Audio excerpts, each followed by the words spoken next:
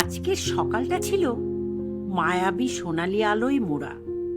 মনে হচ্ছিল যেন শহরের ধুলো, শব্দ, জঞ্জাল আর ধোঁয়ার ওপারে কেউ যেন ছড়িয়ে দিয়েছে শৈশবের রং।